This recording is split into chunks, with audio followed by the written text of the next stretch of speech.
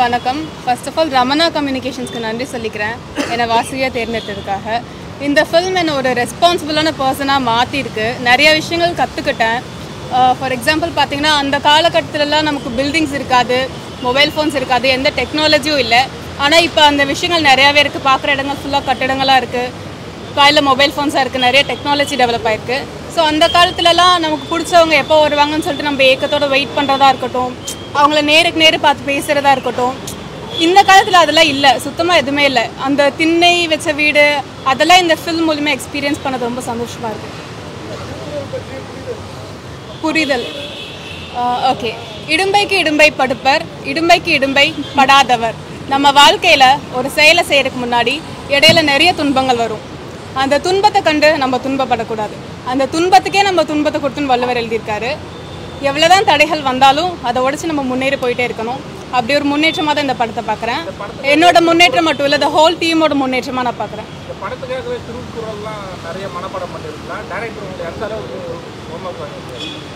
நிறையவே திருக்குறள் வந்து நிறையவே படிக்க சொன்னார். அதோட பொருள் எல்லாமே சொல்லிக் கொடுத்து நிறைய விஷயங்கள் நான் தெரிஞ்சுக்கிட்டேன். நார்மலாக பேசுகிற தமிழுக்கும் இலக்கிய தமிழுக்கும் நிறைய டிஃப்ரென்ஸ் இருக்குது. இந்த கேரக்டர் லிவ் பண்ணுறதை தாண்டி நான் டப்பிங் ரொம்பவே சேலஞ்சிங்காக பார்த்தேன். நான் சார்கிட்ட சொல்லிகிட்டே இருந்தேன், ஐயோ என்னோட வாய்ஸ் நல்லா இருக்கா இல்லையான்னு தெரியல, நிறையா செல்ஃப் டவுட் இருந்துச்சு. பட் சார் வந்துட்டு இது நீங்கள் பண்ணால் மட்டுமே சரியாக இருக்கும்னு சொல்லிட்டு அவரோட சப்போர்ட் அண்ட் கைடன்ஸ் மூலிமா சக்ஸஸ்ஃபுல்லாக கம்ப்ளீட் பண்ணியிருக்கோம்.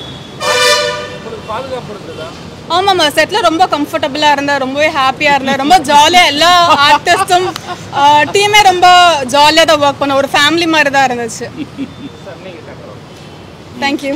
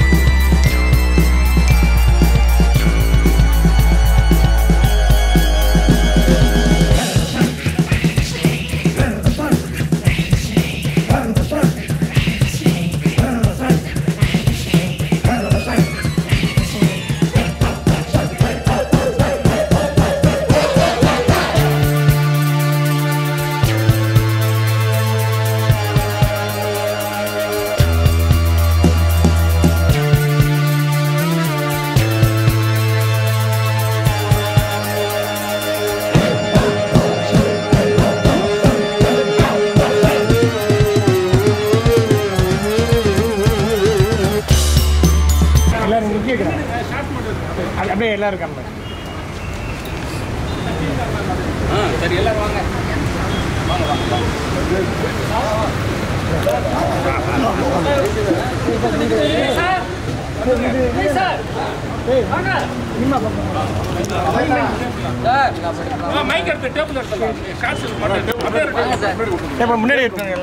முடிஞ்சது. இன்னைக்கு வந்து அதோட ஒரு பாடல் இளையராஜா சார் ஒரு பாட்டு போட்டிருக்காங்க, 2 பாட்டு போட்டிருக்காங்க அந்த படத்துக்கு. இது வந்து முதல் பாடல், முல்லைப்பூவின் வாசம் அப்படின்னுட்டு. இந்த பாட்டு கம்போஸ் பண்ணும்போது சொன்னார், கம்போஸ் பண்ணிவிட்டு சொல்கிறாரு, நான் வந்து இந்த ராகத்தில் இதுவரைக்கும் நான் எந்த பாட்டையுமே கம்போஸ் பண்ணது இல்லை, இது ஒரு புது ராகம் எனக்கு வந்திருக்கு அப்படின்னு சொன்னார். அப்புறம் அவரே பாட்டை எழுதினார். இந்த பாட்டு என்ன அப்படின்னா, சங்க காலத்தில் வள்ளுவரும் வாசுகியும் காதல் வயப்பட்டது, பின்பு களவு, பின்பு மனம், இதை வந்து நாங்கள் மாண்டேஜஸாக வந்து ஒரு போர்ஷன் இங்கே ஷூட் பண்ணிக்கிட்டு இருக்கோம். இன்றைக்கி இந்த இது முடிஞ்சதுன்னா வள்ளுவர் தினத்தன்னைக்கு இந்த பாட்டை நாங்கள் வெளியிடுறோம். ஆமாம், இன்னொரு பாட்டும் எழுதியிருக்கிறாரு. அந்த பாட்டு எப்படி வேணும்னு கேட்டார். நான் கேட்டேன், செந்தூர பூவை மாதிரி போட்டு கொடுங்க. ஓ, மயில் மாதிரியா அப்படின்னாரு. ஸோ அந்த பாட்டும் பிக்சரைஸ் பண்ணுவோம். வர்ற 15ஆம் தேதி இந்த பாடல் வெளியிடப்படும். அதுக்கப்புறம் சீக்கிரத்தில் இந்த படம் வந்து பொங்கல் இதில் ஹாலிடேஸ் முடிஞ்சோன்னா அந்த படம் வந்து வெளியாகும். இவங்க தனலட்சுமி இவங்க தான் வாசுகியாக நடிக்கிறாங்க. Cameraman Edwin. ஆமாம், அவர் இன்றைக்கி உடம்பு சரியில்லாட்டாலும் வந்து இன்றைக்கி இந்த பாட்டுக்கு வரணும்னு வந்திருக்கிறாரு. அவர் தான் வள்ளுவர், மிஸ்டர் கலைச்சோழன். ஆமாம், ஸோ நீங்கள் தொடர்ந்து சப்போர்ட் பண்ணிட்டு வரீங்க. நான் உங்கள் மீடியா பார்த்துட்டு இருக்கேன். ரொம்ப அந்த படத்துக்கு போதுமான அளவு நீங்கள் வந்து சப்போர்ட் பண்ணிகிட்டு இருக்கீங்க. தொடர்ந்து சப்போர்ட் பண்ணணும். நீங்கள் கேள்விகளை கேட்குறீங்களா? சார் எப்படி சார் வந்திருக்கு? எதிர்பார்த்த அளவுக்கு உங்களுக்கு ஸ்கிரிப்ட்ல இருக்கிறது வருது? ஆமாம், இதில் ஸ்கிரிப்ட் ரொம்ப முக்கியம். செம்பூர் ஜெயராஜ் ஸ்கிரிப்ட், அதுதான் அந்த படத்தோட துவக்கப்புள்ளி. ஸ்கிரிப்ட் படியே வந்திருக்கு, எடுத்திருக்கோம் நாங்கள். ஆமாம். எப்படி டாக்கி போர்ஷன் கம்ப்ளீட்டாக முடிஞ்சிச்சு. இன்றைக்கி இந்த பாட்டு முடியுது, இன்னும் ஒரு பாட்டு மட்டும் இருக்குது. அது படத்துக்கு ஏன்னா அவர் இப்போ தான் ரெக்கார்ட் பண்ணி கொடுத்தாங்க ராஜா சார் முழு படத்தையும் பார்த்துட்டாரு. முழு படத்தையும் பார்த்துட்டு தான் வந்து இந்த பாட்டுகளே போட்டிருக்காரு. அவர் பார்த்துட்டு அவரை நீங்கள் சந்திச்சிட்டிங்களா? யாராவது என்ன சொல்லுவார் அவர் பொதுவாக? ஆமாம், அவருக்கு பிடிச்சாதான மியூசிக்கை போடுவார். கிட்டத்தட்ட 10 நாள் RR போட்டிருக்காரு. ஆமாம், இல்லை குறை சொல்கிற மாதிரி இருந்தால் அவர் படமே பண்ண மாட்டார். போய் ஷூட் பண்ணிட்டு வாங்கன்னு சொல்லுவார். குறை சொல்லலை அவர். ஆமாம்,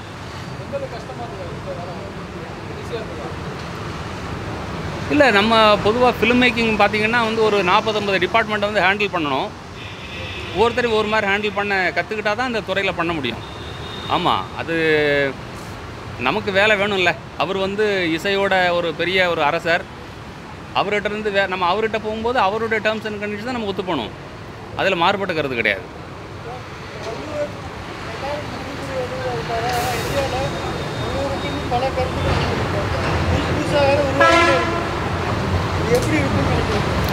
இல்லை, அவர் அந்த குரல் தானே அவருடைய சாட்சி எல்லாமே. அதுக்கு வெளியில் நீங்கள் அவரை பற்றி பேச முடியாதுல்ல. 2000 வருஷம் ஆச்சு. அந்த குரலுக்கு உள்ளே இருந்து தான் அவருடைய வாழ்க்கை, அவருடைய தத்துவம், அவருடைய மொழி எல்லாமே எடுக்க முடியும். அதுக்கு வெளியில் வர்றது எல்லாமே வந்து கற்பனை தானே.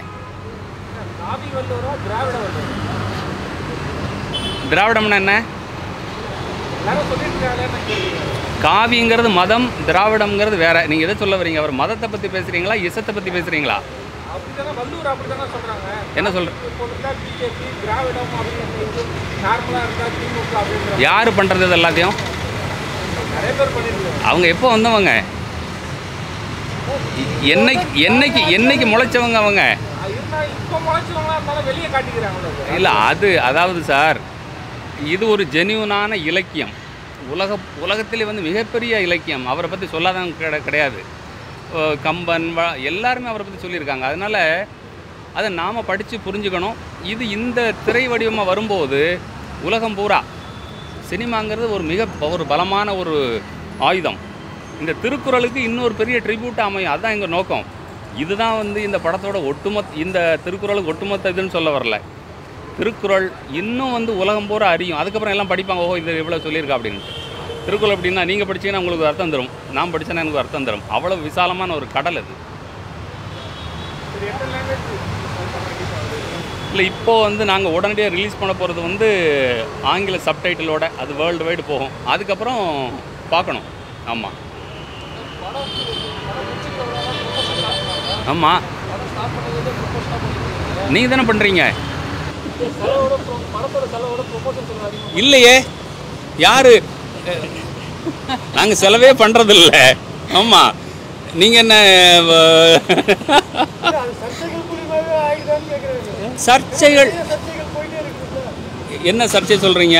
காமராஜர், திருவள்ளுவர், தந்தை பெரியார் அப்படின்னா அவங்க பற்றி நீங்கள் சொல்ல வந்தாலே சர்ச்சையாக. இப்போ சீமான் அவர்கள் வந்து பெரியார் அவர்கள் பற்றி அவர்கள் சர்ச்சையாக இருக்குது. இதை எப்படி பார்க்குறீங்க? பெரியாருக்கும் வள்ளுவத்துக்கும் தமிழுக்கும் சம்மந்தம் கிடையாது. ஆமாம், பெரியார் வந்து என்னென்ன சொல்லியிருக்காருன்னு உங்களுக்கு தெரியும். அதில் தெரிந்து கொள்ள வேண்டும். கரெக்டாக உங்களுக்கு தெரியும் தானே? அப்போ சீமான் சொல்றது கரெக்டு அப்படின்றதா சார்? இல்லை சீமானோட கருத்தை பற்றி நான் கருத்து சொல்ல முடியாது. இது வந்து நம்ம திருக்குறள் படம் சம்பந்தமான இது. அரசியல் மீட்டிங் தனியாக பண்ணுவோம் நம்ம. ஆமாம்,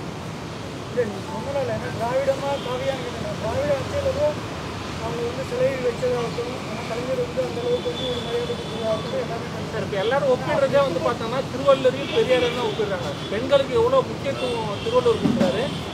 இப்போ ஒரு விஷயம் சொல்கிறேன் கேளுங்க. நாங்கள் இப்போ இது வரைக்கும் திருவள்ளுவர் தான் வந்து சிலை வச்சுருக்காங்க, ஓவியம் வரைஞ்சிருக்காங்க. இந்த பெண் முதல் முறையாக ஆஃபீஸ்க்கு வந்தாங்க. வள்ளுவரை பற்றிய அவங்க போர்ஷன் அவங்களுக்கு கொடுக்குறோம், அந்த கவரில் போட்டு கொடுக்குறேன். அவங்க வாங்கி பார்த்துட்டு சொன்ன கருத்து வாசுகி எங்கன்னு கேட்டாங்க. இதுதான் வந்து இன்றைய பெண்ணுடைய முதல் பார்வை. இது இவங்க சொன்னாங்கிறத சொல்ல வரல. இன்றைய பெண் வந்து அதை எப்படி பார்க்குறாங்க. அப்போ இங்கே வள்ளுவர் இருக்கார், வாசுகி இடம் இல்லையா? அப்போ பெண் இனம் அவ்வளோ வளர்ந்து வந்திருக்காங்க. அவங்களுக்கான உரிமையை மீட்டெடுக்க வேண்டிய ஒரு இடத்துக்கு வந்துட்டாங்க. சரியா? வள்ளுவருடைய காலத்தையும் பெரிய காலத்தையும் ஒப்பிட முடியாது. ஆமாம் சார், நீங்கள் எதிர்பார்த்த அளவுக்கு விஷுவலாக கொண்டு வரணும். எவ்வளோ டிஃபிகல்ட்டாக இருக்குது. ஆமாம், இவர் வந்து எட்வின் அப்படின்னுட்டு நான் அந்த டிபார்ட்மெண்ட் அவர்கிட்ட ஒப்படைச்சிருவேன். நான் எப்படி ப்ரொடக்ஷன் வந்து மேனேஜர் ஒப்படைக்கிறனோ. ஒரு 5 நிமிஷத்துலேயே பார்த்துக்கலாம். ஆமாம், இல்லை ரொம்ப இல்லை இது இந்த வேலையை எடுத்து அப்படி தான் பண்ண முடியும். இதுக்குள்ளே வந்து அரசியலோ அதாவது இதில் அந்த மாதிரிலாம் பியூராக அந்த வேலை செய்கிறோம். ஏன்னா நோக்கம் ஒன்றும் பெருசாக இவ்வளோ போட்டிருக்கோம் இவ்வளோ எடுக்கணுங்கிறதெல்லாம் எங்களுக்கு கிடையாது. இது உலகம் பூரா போகணுங்கிறத மெயினான விஷயம். என்ன வசூலாச்சு நாங்கள் பேச மாட்டோம். எத்தனை பேர் பார்த்தார்கள். சினிமாவில் 2 இருக்குது. 10 கோடி வசூலாச்சு, 100 கோடி வசூலாச்சு. சினிமா வந்து வர்த்தகம் எத்தனை பேர் யாராவது சொல்லியிருக்காங்களா மீடியாவில் எங்கள் படத்தை இத்தனை லட்சம் பேர் பார்த்தாங்கன்னு பேசுகிறாங்களா? பேச மாட்டான். பொதுவாகவே வந்து பார்த்தீங்கன்னா சார், இந்த விவசாயிகளை பற்றி படம் எடுத்தால் ஓடாது. ஆனால் நீங்கள் கமர்ஷியலாக படம் எடுத்தால் ஓடும். அது மாதிரி வந்து நீங்கள் வந்து மக்களுக்கு வள்ளுவரை பற்றி என்ன சொல்லணுன்றது ரொம்ப ஒரு அறிவு சார்ந்து பண்ணுறங்க. அது எந்த அளவுக்கு மக்கள்கிட்ட ரீச் பண்ண முடியாது? நிச்சயம். அதாவது சார், நீங்கள் இந்த திருக்குறளுங்கிற பேர் இருக்குல்ல, இது நீங்கள் தமிழ் சினிமாவில் ஒரு உச்ச நடிகருடைய கால் ஷீட்டுக்கு சமம். உண்மையா இல்லையா? உலகம் பூரா இருக்கக்கூடிய தமிழ் பேசுகிறவன் அந்த படத்தை பார்ப்பானா இல்லையா? இதை விட வேறு என்ன பிராண்ட் இமேஜ் வேணும் இதுக்கு? ஆமாம், நாங்கள்லாம் வந்து உண்மையாக உழைக்கிறோம் அதுக்காக. இப்போ அது ரீச் ஆக தானே செய்யும். சார், ஒரு 2.5 மணி நேரம் படத்துக்குள்ளே ஒரு திருக்குறளையும் திருவள்ளுவர் பற்றி திருக்குறளை பற்றி பல்வேறு புத்தகங்கள் வந்திருக்கு. அது வந்து ஆமாம், நீங்கள் அதை பார்த்தீங்க அப்படின்னா சில சாப்டர் எப்படின்னா 10 குறளும் ஒரே ஒரு விஷயத்தை தான் சொல்லும், 2 சாப்டர் ஒரே குறளை தான் சொல்லும். நம்ம எதை வந்து சினிமாவை ஆக்க முடியுமோ, இப்போ கலைஞர் பார்த்தீங்க அப்படின்னா ஓவியமாக வந்து அதை கொண்டு வந்திருக்கிறாரு. சிலர் வந்து சிறுகதையாக கொண்டு வந்திருப்பாங்க, பல்வேறு வடிவம். இது விஷுவலாக என்ன பண்ண முடியுமோ அதை நாங்கள் சினிமாவை கொண்டு வந்திருக்கோம்.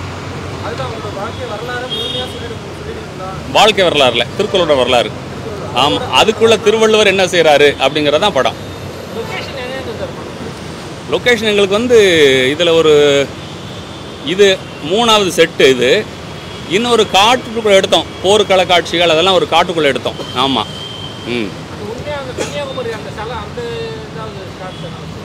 கன்னியாகுமரியில் கடைசியில் வருது.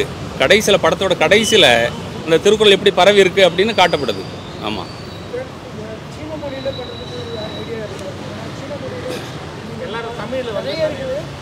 இந்தியாவுக்கு நிகரான ஒரு பாப்புலேஷன் அங்கேயே இருக்கிறாங்க. அதே சமயத்தில் அந்த வானொலிகள்லாம் வந்து தமிழ் வானொலிகள்லாம் ஆமாம், அது அடுத்த கட்டமாக கொண்டு போகணும். நம்ம முதல்ல ரிலீஸ் பண்ணிவிட்டு இது வந்து ஒரே நாளையில் வந்து உலகம் பூரா 1000 தேட்டரில் போட்டு பண்ணக்கூடிய வேலை கிடையாது. இது தமிழில் கொண்டு வரோம், சப்டைட்டிலோட கொண்டு வரோம், ஓடிடியில் போகும், அப்புறம் வேறு மொழிக்கு இப்போ ஜப்பனீஸ் மொழியில் போகும். அப்படி எல்லா மொழிகளையும் கொண்டு வரோம். நாங்கள் எங்கள் நோக்கம் வந்து எல்லா மொழியிலையும் கொண்டு வரணுங்கிறது தானே. நம்ம நாகரிகம் வந்து இவ்வளவு ரிச்சான நாகரிகமா, இப்படி ஒரு அறிவுரை ஒரு இலக்கியம் வந்து தமிழில் இருக்கா அப்படின்னு உலக மக்கள் தெரியணுமா இல்லையா? ஆமாம்.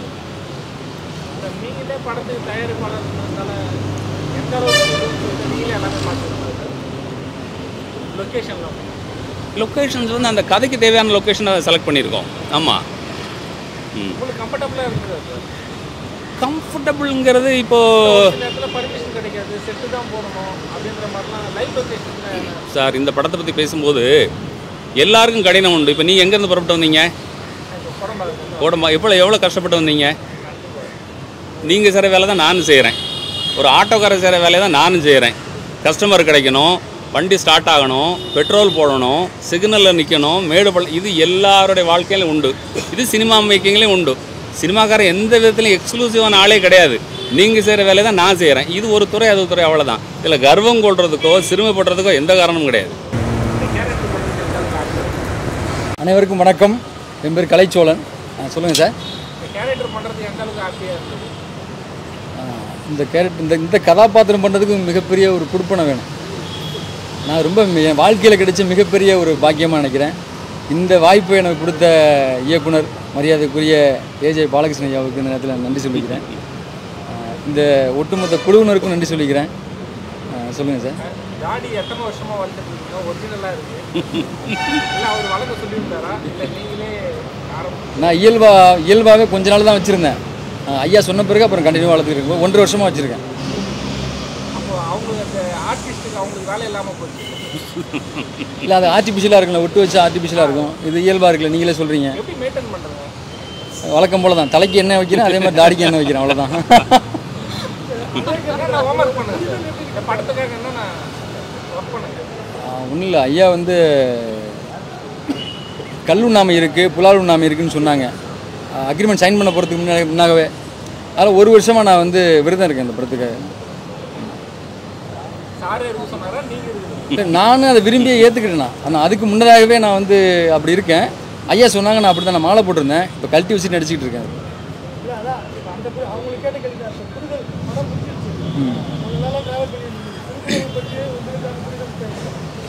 நான் ஒட்டுமொத்த மானுட வாழ்க்கைக்கே பார்க்குறேன். அதை மானுட வாழ்க்கைக்கு அறம் தான் அடித்தலாம் அப்படின்னு நினைக்கிறேன்.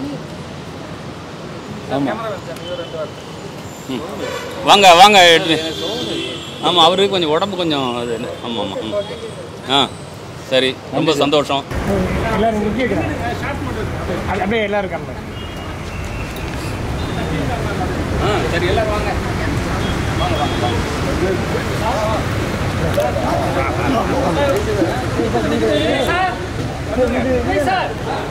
வாங்க வாங்க மைக் எடுத்து டேபிள் எடுத்துலாம். முன்னாடி